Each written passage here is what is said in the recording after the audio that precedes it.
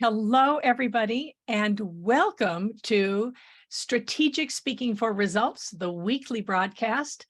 A couple of weeks ago, I interviewed Lesley Michaels, and there was a technical problem. We lost it. So my hope today is I brought her back. I said, okay, you don't escape that easily. I have to bring you back to talk about the wonderful program you have about how to be a giraffe in a field of zebras. Now, before we start, let me give you a little bit about Lesley's bio, which is very impressive. And if I just have to navigate to the right place, here we go. So Lesley Michaels, the short part of the bio, it's quite extensive, but Lesley Michaels is a keynote speaker and transformational coach who applies simple brain science to reset habitual behavior patterns and establish the mindset of unwavering self-trust.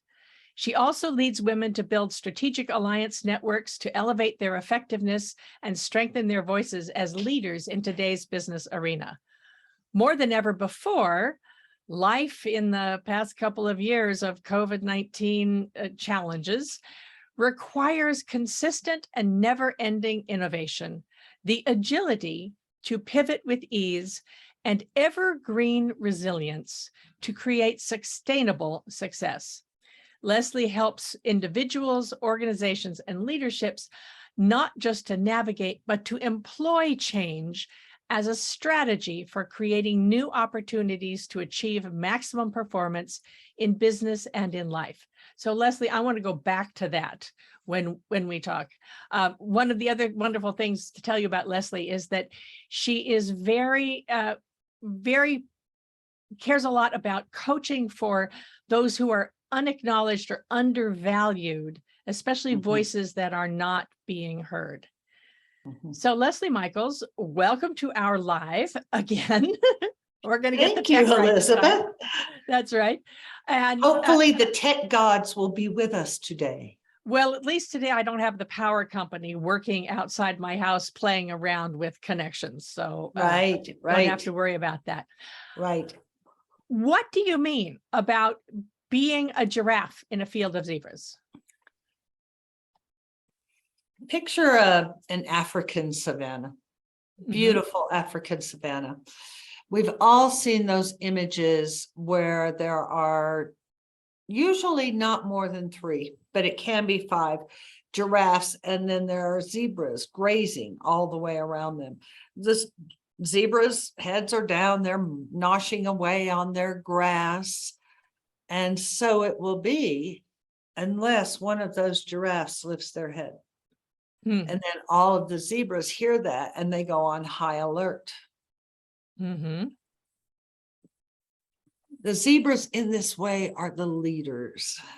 They are showing which way to go and when to go, and when there is comfort and when there is something to be concerned about. And I am inviting women to be zebras more often, or be giraffes more often than zebras, because as a society and even as a business environment, the majority do just what the zebras do. They have their head down. They're just plowing away, step by step by step, not putting forward initiatives, not actually abandoning a level of self-responsibility unless someone else, as a giraffe, says, oh, pay attention now. Okay. I love metaphors. Metaphors and stories are so important. And I love the way you're talking about this. If we want to play with this metaphor a little bit, how can giraffes are actually have no voices, but they can make themselves understood in other ways. How do you think about choosing a voiceless animal to illustrate the necessity of women raising their voices? Well, I don't associate it with women raising their voices. I associate it with women raising their presence. Ah, okay. I would And buy that. yes, being more fully present. Mhm. And of course, women do have voices and will use them. But by raising their presence, by becoming more comfortable in their skin, by becoming more comfortable with interaction, we were speaking earlier about feedback. Mhm. When I was in the corporate world, now this is way back in the days when there were just, I think 12 women in corporate worldwide. Well, you were in the oil and gas I industry, was in so oil and gas, yes. yes. And I had a wonderful mentor who happened to be the founder of the company. We came out of a meeting and I was still shaking. It had been one of those put me on the spot, first time, have to speak in front of all these men who are looking at me like I'm a 12-year-old. And when we came out, he said, you handled that blowback. He called it blowback. Mhm. You handled that blowback pretty well. I'll give you some tips later if you like. I said, sure, give me some tips. He said, but the most important thing to remember is that if you're not getting blowback, you're not playing hard enough. Ah, good. Yes. So And so blowback or pushback. whatever you want to Yes. call it, yes. If you're not getting that, you're not playing hard enough. And I am inviting women to be giraffes, to rise up, to engage in mentorship that all too few women do, to be willing to experience pushback and Mhm. to use that as a source of information and growth instead of caving in on themselves because someone didn't appreciate fully what they said in a moment. Yeah. Well, and because girls are socialized to be nice and to never make a mistake, that's I don't think anyone ever intends that. It's one of those unwritten, unspoken things that comes through our culture. That's why I say socialized, not trained. Yes. And oh boy, does it get in the way. Having had to learn my way around that myself. And yeah, I'm probably one of the reasons I'm not running an opera company now is because I was too nice and I didn't want to make a mistake. I had to get it all perfect. And that was one of the reasons why I didn't get where I wanted to get. So Unconscious misogyny that we yes. turn in on ourselves. Mm-hmm. Yeah. Yeah. One of the things I tell women every day, to be a giraffe, you have to forget about ever being nice again in your life. Throw it out. It's worthless. Being kind has value. Ah, okay. Being kind has tremendous value. There's room in being kind to speak truth, even speak truth to power. Yes. Nice is a doormat. Uh-huh. Okay. Now you have just published a book called On the Shoulders of Mighty Women, which is it's a wonderful book and it helps us see how to rise and to use women to help us. Do you have it with you? I do. Yes. Have one On right the here. Shoulders of Mighty Women has just come out and I've been devouring it over the weekend. Lesley, talk to us about let me start that over again. I translated the thought of being a giraffe in a field of zebras as the person with the long view, the high view from an upper sort of, you see from a higher point of view. Right. How can we apply that in our daily lives and use it as a strength?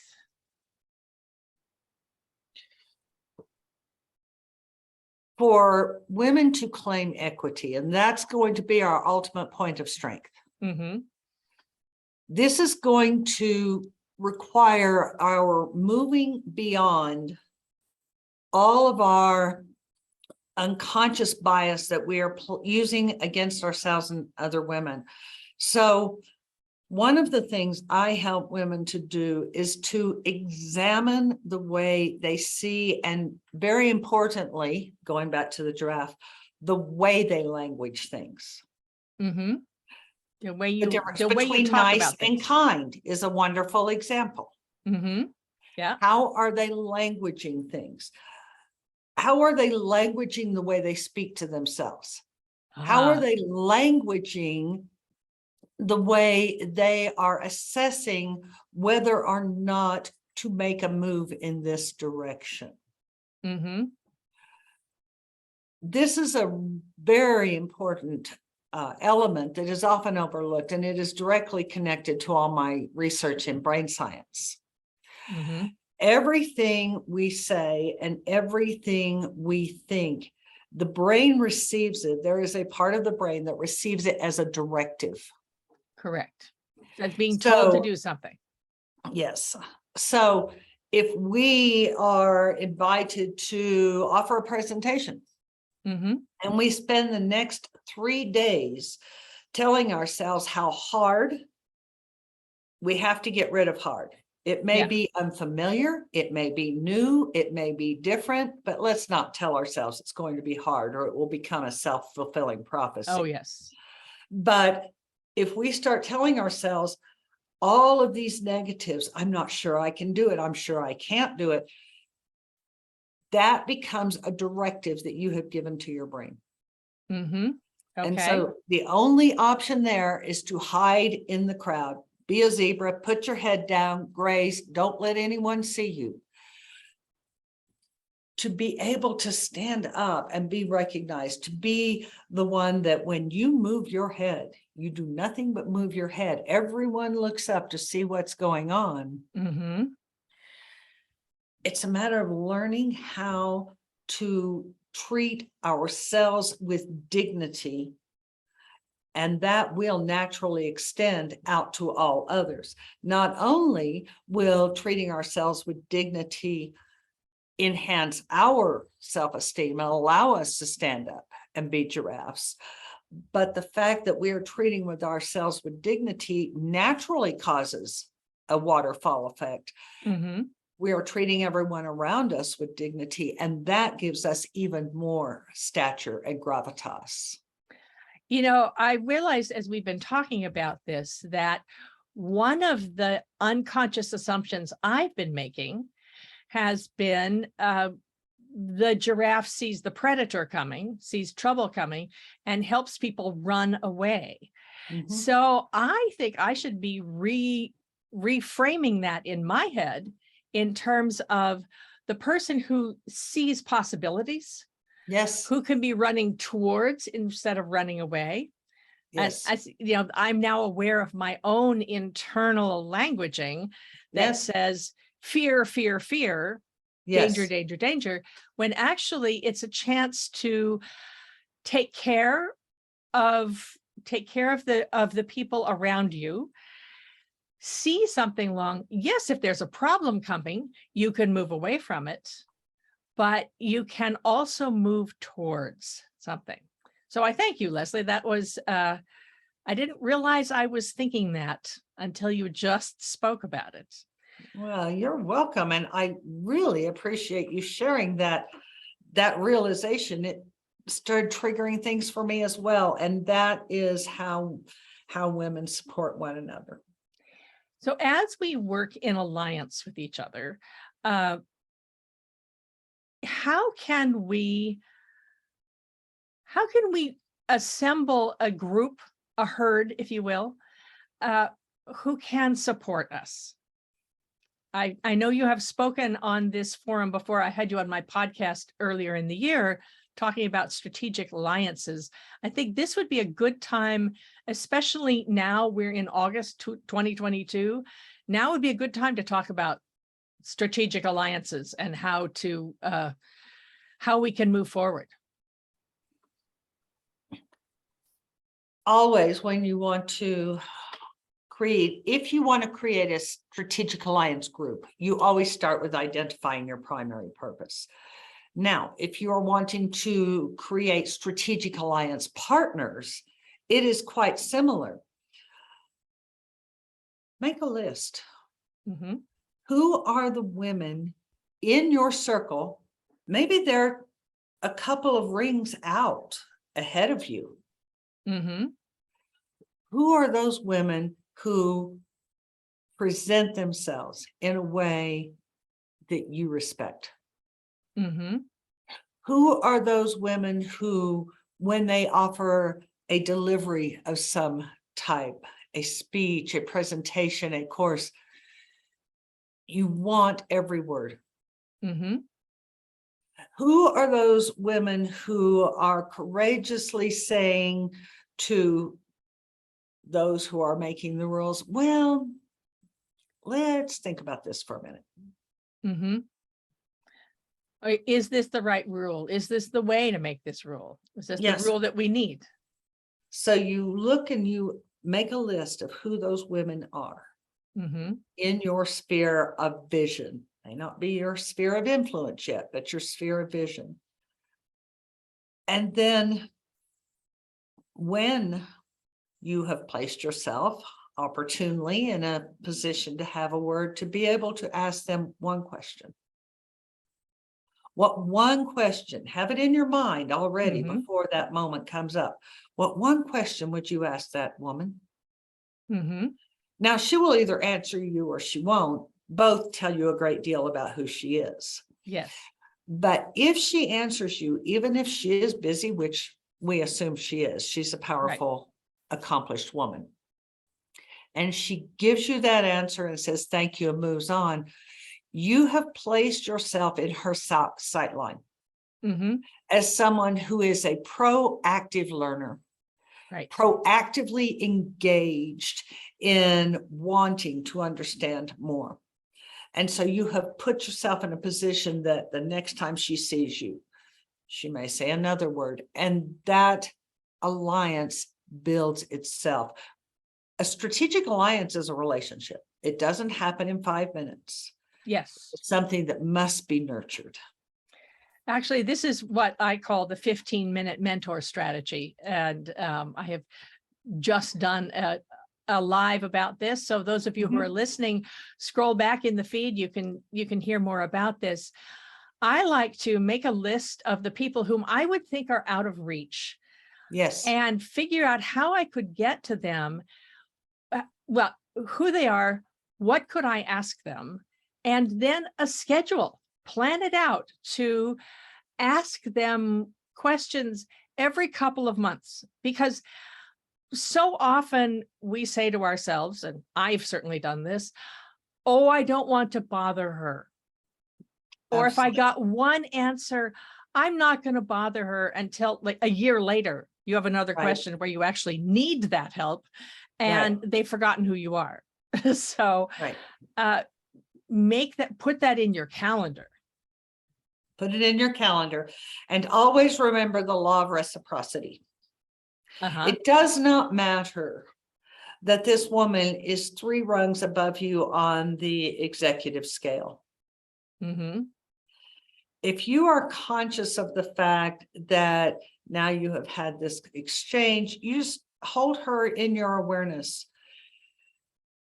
You never know when you may run across someone who might potentially be of benefit to her in some way. And then you offer that introduction. Always remember the law of reciprocity. Don't trip all over yourself and give unnecessary introductions, but keep your attention open for when there are those opportunities. I always ask, is there anything I can do for you? A connection I can make? Of course. Every time. So many people say, wow, nobody ever asks me that. Yes. Or another thing I will say is my network is large and eclectic. There are a lot of different people from different parts of the world.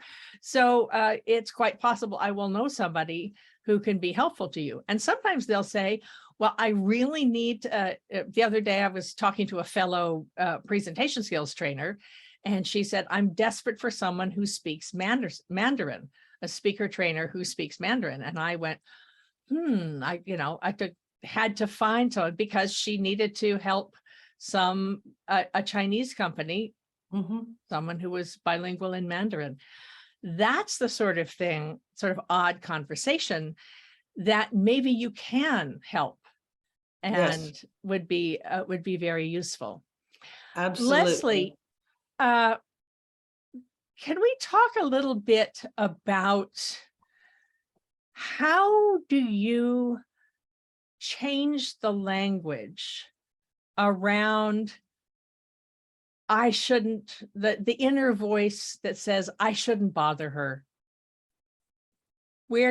How do you help your clients get past that one? When you hear, I shouldn't bother her, I like to get my clients to play the what if game. Oh, what if I'm disturbing her and then she never wants to speak to me again? There are all these negatives that we can say. I tell them, flip it around. I shouldn't bother her. But what if I do? And she is delighted to have someone give her a moment's break from what she's doing. What if I do? And she is taken with the fact that I actually asked this question. What if I do? And that one question leads to a whole conversation. What if I do? And she answers that question. And then each time I see her, she starts reaching out to me and I start reaching out again. Take it and turn the what if. We can what if ourselves down to the bottom of the pond and find ourselves down there sucking scum. So let's take that exact human habit of what if and elevate ourselves and elevate ourselves and elevate ourselves. I love that. Elevate ourselves. I love that. That's great. Can you give us an example? I know you've had some very famous people endorse your book. Did you use the what if there? I think what if at this point is pretty much a part of my makeup. But what I did use there is I reached out to individuals I know who are several steps ahead of me, but they are familiar with me. We're not great friends, but they're familiar. Shared that my book was getting ready to launch, and that if they had anyone they felt should be aware of the book early, I would be very grateful for that introduction. And then they poured in. The recommendations poured in. The introductions, direct introductions poured in. Instead of just recommendations, they were sending introductions. Now, I attribute this partly to the fact that what if has become a part of my energy and my presence. But I also attribute a lot of it to the fact that in spite of the fact that these individuals are 2, 3, 4 rungs above me, at one time or another, I have sent someone to them who was valuable to them. It's that law of reciprocity. Yes. You're never too far below someone else to know someone that will value them. Okay. All right. And to be helpful, I know that my coaches and my alliances are always saying, you're always giving. Why don't you ask? You send someone a client, ask them for a commission.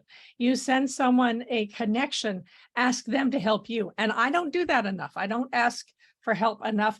And I teach others to do it, but doing it for myself, I need my strategic alliances, the women who help me, who keep me accountable and catch me if I'm playing small. Lesley, I'm going to post a link to the earlier podcast we did with you about creating strategic alliances. But Mhm. while we're here live, can you talk to us about how do you put together a group of alliances who are going to help you and catch you when you are playing small? You start by identifying, as I said a moment ago, you identify the topic you want to address. A topic, okay. You start with a topic.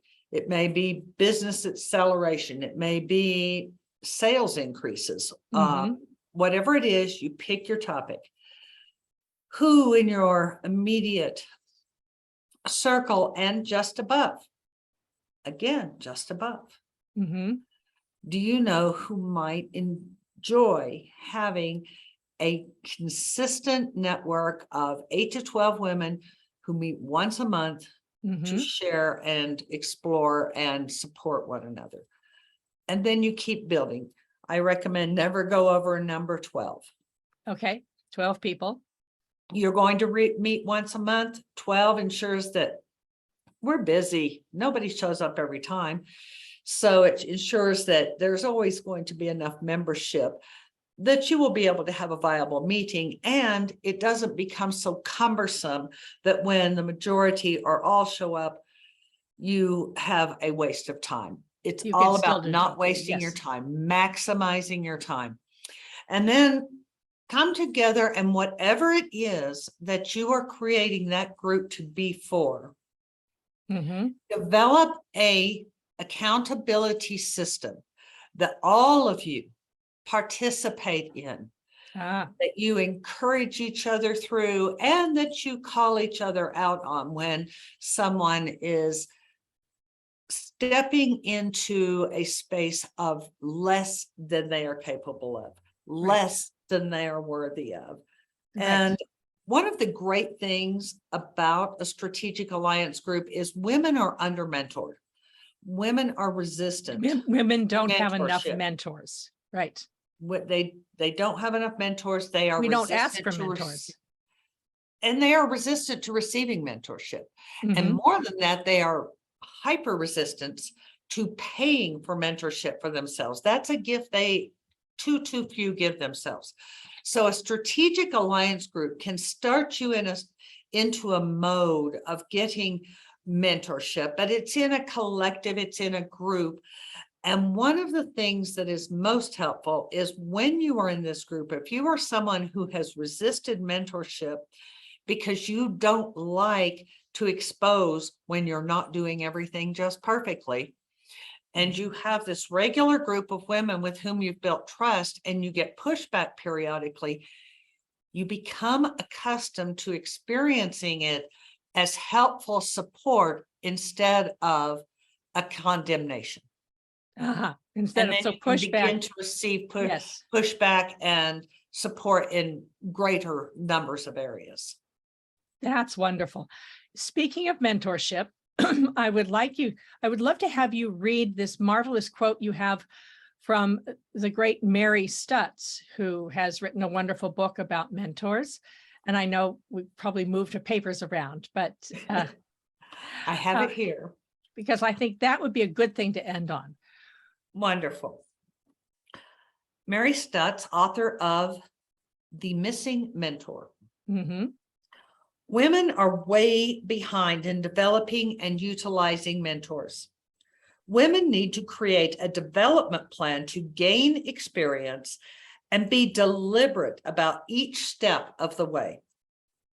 Even in executive positions, very few women have any sort of development plan, and that is scary. And I could not agree with her more. I find it very scary. That's a wonderful thing. Lesley Michaels, thank you so much for being on our live broadcast. This has been Strategic Speaking for Results. We'll be posting all sorts of links in the notes so that you can learn more about the great Lesley Michaels and her wonderful book, On the Shoulders of Mighty Women. This has been Elizabeth Bachman, your host. I'll see you on the next one.